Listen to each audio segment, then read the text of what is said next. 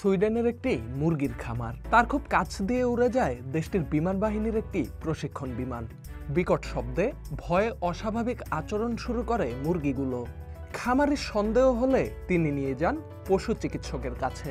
চিকিৎসক জানান, শব্দজনিত মানসিক ধাক্কাতেই এমনটা হয়েছে। কারণ ওই অঞ্চলে এত নিচ দিয়ে বিমান চালানোর অনুমতি ছিল না। সুইডেনের বিমান বাহিনী আনুষ্ঠানিকভাবে ক্ষমা চায় এবং ক্ষতিপূরণ দেয় সেই খামারিকে, শুধুমাত্র মুরগির অস্বাভাবিক আচরণের জন্য।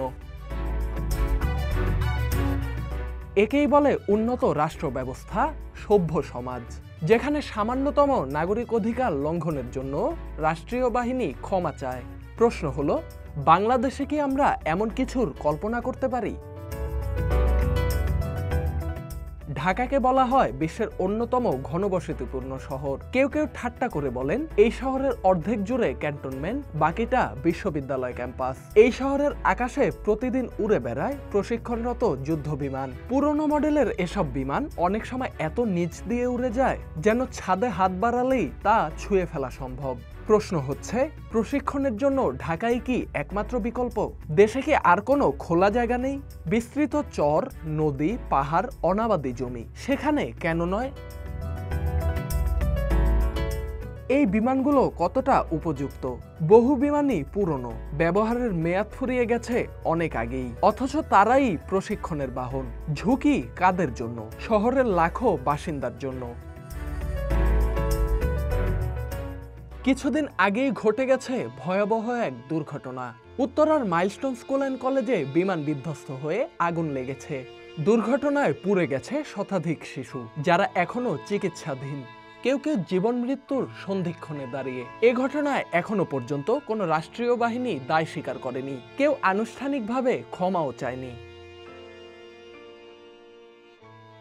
এই দেশে এমন দুর্ঘটনার পরও সবকিছু চলে যায় পুরনো ছন্দে।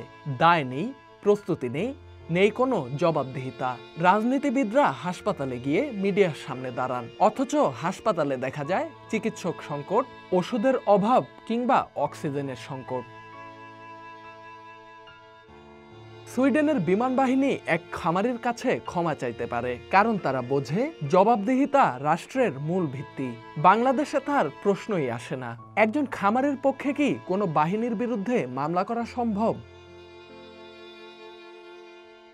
এই সংস্কৃতি আমাদের মধ্যে তৈরি হয়নি। আমরা কেবল মৃত্যুকে মেনে নেই, ক্ষত নিয়ে বসে থাকি। অথচ প্রশ্নটা স্পষ্ট, এতগুলো জীবন ঝরে গেল, এর জন্য দায়ী কারা? তারাও কি এবার ক্ষমা চাইবে? Dhaka express desk report.